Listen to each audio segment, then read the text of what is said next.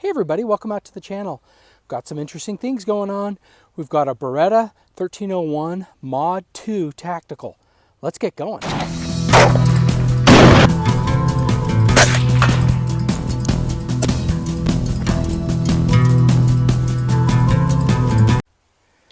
All right, so let's take a look at what we have on tap today. We have the Beretta 1301 Mod 2 Tactical Shotgun. We've got some buckshot rounds and we've got some slugs. We also just have some target loads. I'm curious to see how this will run in some Fiocchi Shooting Dynamics target loads. This isn't necessarily a target rifle, but you can use it, especially when you're at lower levels like myself in terms of skills for doing shotgun. Okay, so what are my experiences with shotguns? I used them a lot as a kid to hunt doves and pheasants and ducks. That's about it. Recently gotten into shooting a little bit of sporting clays with some friends. That's a fun time. And then I'm just getting more and more curious for its uses in a home defense and other types of situations like that roles. So I decided to go with this type of shotgun. It does have a interchangeable choke system. It's the Optima HP. Right now I just have smooth bore cylinder choke in there, so just to protect the threads. I decided to put a Romeo dot on the front of it, or on top of it, with an ADM mount. So I have this ADM mount which fits with a Aimpoint T2, and then this Sig Romeo 5 fits on that exact same mount. I like it because it's QD, so in case I want to use these ghost ring backup, or these sights, the fixed sights, as primary, I can just pretty easily take this on and off. I did get an S-Tac, a couple of S-Tac, I don't know, I think a side saddle, or I'll put up in the upper right what these things are called, but allows you to quickly on and off, almost like you have a magazine. You can put these in and out and then go for it. The Mod 2 has a couple of features with it. The Mod 2 has a far more aggressive style grip up here on the foregrip. It has an improved lifter that is several $100 aftermarket cost that now comes included with this gun. I'm going to be doing a few things with it in the future with this gun. I do have a Rowe Tactical, R-O-W-E Tactical, solid metal or aluminum side charger that I replaced on it. I also have up in here one of their followers. I kind of like that red so I can see it just a little bit better off of the silver. So I've got the side charger, and they're a local company to me. I do some other business with them, but I bought these and paid for it. I'm not sponsored in any way. But so go ahead and check them out if that's of interest to you. So let's get to shooting this. This will be my first shot, so I'm going to be sighting it in. I'm going to be testing, just making sure. I'm not going to be shooting a whole ton. This isn't some kind of burn down review or anything like that. It's just how I shoot and learn a gun, and I'm putting that up on YouTube for better for worse. Okay, these are the first shots. We have some slugs loaded up. I don't know where we're going to be at in terms of getting this dot on, so we'll just shoot a few and see where we're at.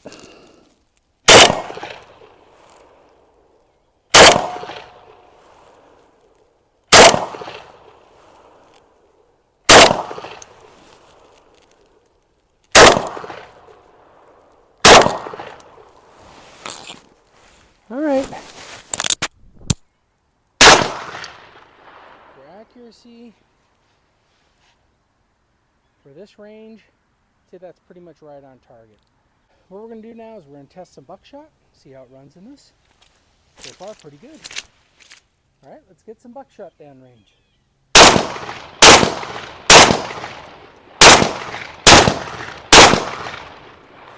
All right, this is some Federal Premium Flight Control. It's actually law enforcement flight control. It says it's their new flight control wad. Yeah, I think definitely I was aiming high. I don't think that's the dot, but that's pretty exciting. Seems to be functioning well. Seems to be performing really well. Let's take it. Let's test out some other bird shot. We won't put it on this target, but let's test out some bird shot. All right, looks like I lost the mic during that last little bit, but a couple of flyers on there. Definitely this buckshot's running well. It's the Federal Law Enforcement Flight Control. Law Enforcement Edition. And yeah, seems to be doing well. As you'll notice, you know, I'm at, what, 12 yards here, and 12 yards, your buckshot isn't much bigger than the slug. So something to keep in mind. Oh, I gotta have buckshot. Well, yeah. The flip side is I do think the buckshot will penetrate a lot less than a rifled slug will. So there's some of your trade-offs in what you're looking at. But yeah, so let's try out some of this just normal birdshot. I'm not going to have a video downrange looking at that because I don't have a pattern board here. So we're just going to be shooting it into the berm.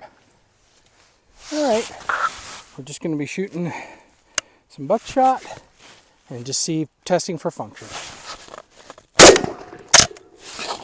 Yeah, it doesn't really like that. Looks like it needs to be a little bit higher round than that.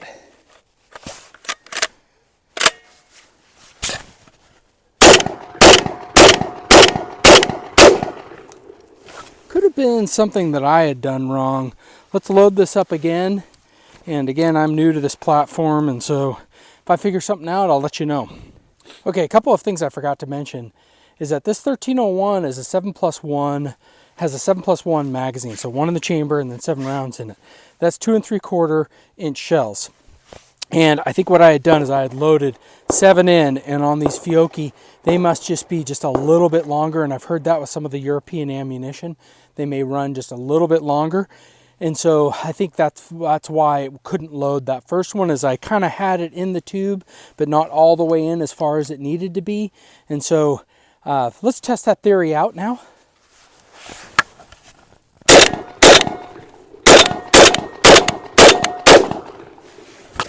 All right. Yeah. So those all seem to run just fine. So operator error, my apologies. People may say, well, why the freak are you making a YouTube video? Well, that is a great point. And probably also why I have so few subscribers and so few viewers. But what I'm hoping to share is there are lots of experts out there. I'm not one of them. There are people sort of feeling their way through, and as they feel their way through, they learn things, just like I just did. So what I'm hoping to do is share an experience of somewhat of an average type person who goes out, picks these things up, starts learning about them. I learn from you because there are many of you that are experts, and you tell me so in your comments. And then I learn and I pick up advice, so that helps me. So that's one of the main reasons I'm doing this. But then also I'm hoping that there are others that are like me, that maybe they're just thinking about getting one of these, or they're getting into one of these. And they say, okay, well, what is my experience going to be like? Well, this is what your experience is going to be like. So I hope that that is useful. I'm going to take this round out a little bit further distance. We're going to try and sight this dot in at maybe 50 yards, and we'll give some final thoughts after that. All right, well, we've got a target down range at about 50 yards, and we're going to get some of this slugs. I don't have many. Wish I brought more. I don't know what I was thinking.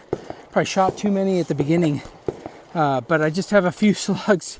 Get on target. We'll shoot the slugs, and then we will try some of the buckshot at 50 yards, see what that's doing. Hey, one other thing is that in the past I've reviewed this aim shot M-lock to pick adapter.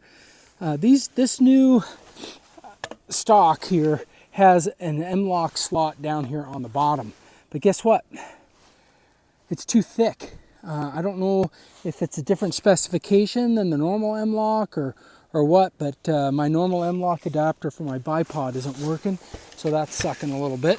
So we're going to have to get down and low.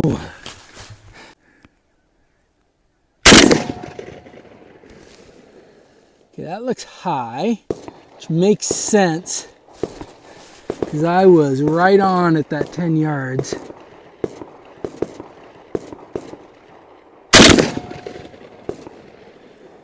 Yeah, we're high and right. So definitely want to bring it left. Okay, we got our adjustments made. Let's try it out.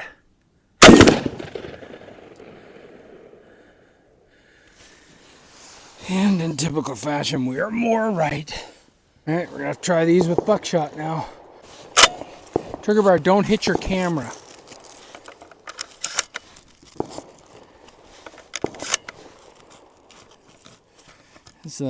That's a life lesson of the day. Is don't do stupid stuff and don't hit your camera.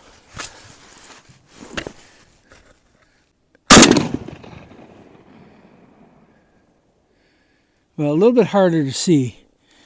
Why don't we go down range, take a look and see what's going on there. Okay, let's just take a look at where we're at.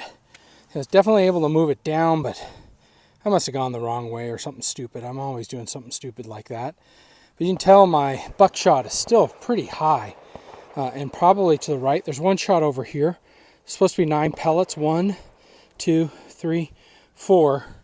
My guess is this thing right here might be a new one. Who knows? This stand's seen better days. My guess is the pattern is up here.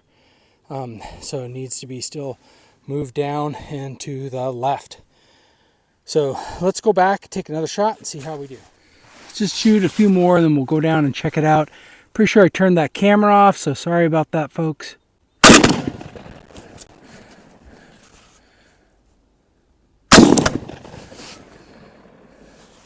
All right, let's go down range. We'll check it out. Probably call it a quits. I really wanted to use the slugs to be able to get the dot sighted in, but yeah, let's go down, change, and see how these buckshot pellets are doing at 50 yards. Okay, let's take a look at this again.